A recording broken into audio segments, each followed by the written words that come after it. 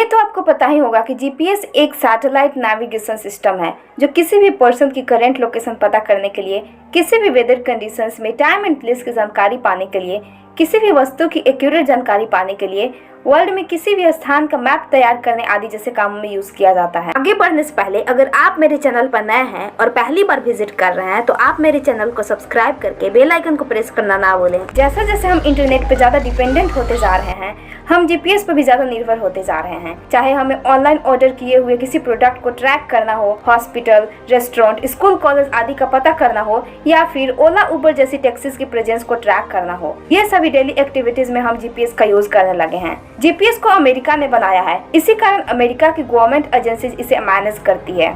लेकिन आने वाले टाइम में इंडियन गवर्नमेंट स्मार्टफोन में अमेरिका के यूज होने वाले जीपीएस की निर्भरता को कम करना चाहती है और इंडियन स्पेस एजेंसी इसरो द्वारा बनाया गया सैटेलाइट सिस्टम यानी नाविक पर हम पूरी तरीके से निर्भर होने वाले हैं। अमेरिका की तरह ही इंडिया के साथ साथ और कई ऐसे कंट्रीज हैं जिसके पास खुद का सैटेलाइट नेविगेशन सिस्टम है। इसमें रूस का ग्लोनास, चाइना का बैडू, यूरोप का गैलीलियो और जापान का QZSS नेविगेशन सिस्टम है।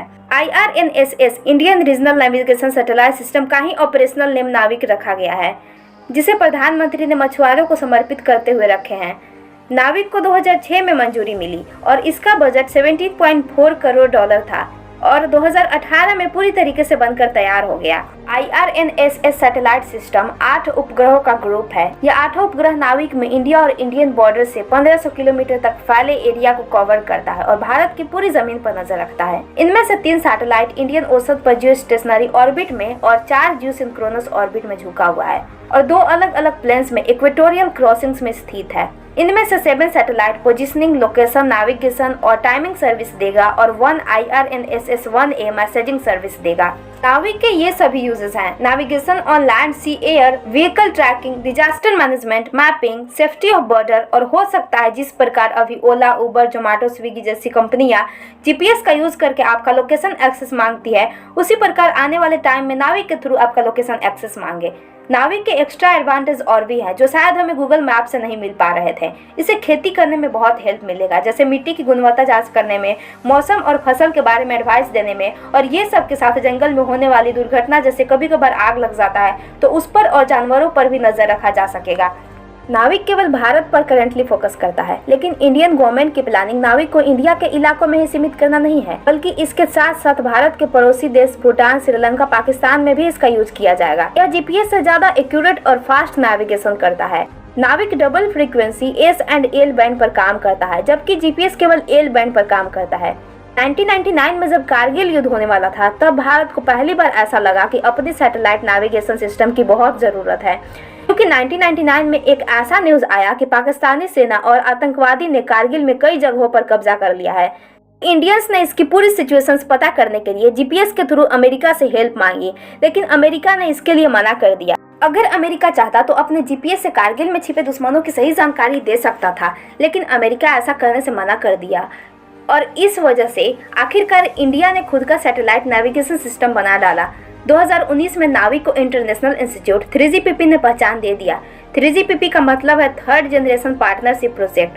3GPP मोबाइल दूरसंचार जैसे radio access, core network, 4G, 5G आदि के लिए प्रोटोकॉल डेवलप करने वाली 7 अलग अलग ऑर्गेनाइजेशनल पार्टनर्स जैसे ARIB, ATIS, CCSA, TTA, TTC, ETSI और TSDSI से मिलकर बना है। इसमें ATIS USA का पार्टनर है, CCSA चाइना का, ETSI यूरोप का, ARIB जापान का, TTA कोरिया का, TTC जापान का और TSDSI इंडिया का पार्टनर है। इंडिया की organisation TSDSI telecommunication standard development society 1 जनवरी 2015 में 3GPP का पार्टनर बना। TSDSI भारत में दूरसंचार और इंफॉर्मेशन एंड कम्युनिकेशन टेक्नोलॉजी और सर्विसेज के लिए मेंबरशिप बेस्ड एक स्टैंडर्ड डेवलपमेंट ऑर्गेनाइजेशन है।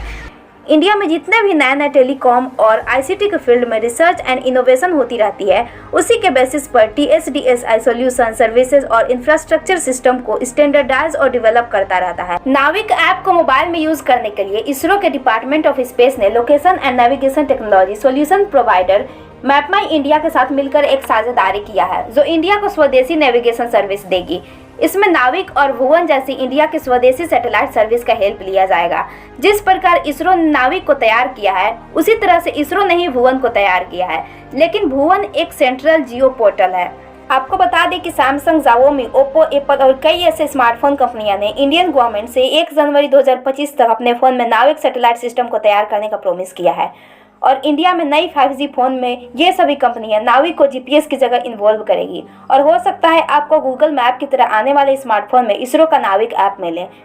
गवर्नमेंट ने 1 जनवरी 2023 तक इसकी डेडलाइन रखी थी, लेकिन कंपनीज कह रही है कि इसके लिए स्मार्टफोन के हार्डवेयर में चेंजेस और स्मार्टफोन की बहुत तरह की टेस्टिंग करने की ज़रूरत पड़ेगी और बहुत समय लगेगा। इसलिए ये सभी कंपनीज ने गवर्नमेंट से डेडलाइन को 2025 तक बढ़ाने के लिए कहा है और इस प्रकार इंडियन गवर्नमेंट स्मार्टफोन में अमेरिका के यूज होने वाले GPS की निर्भरता को कम करना चाहती है।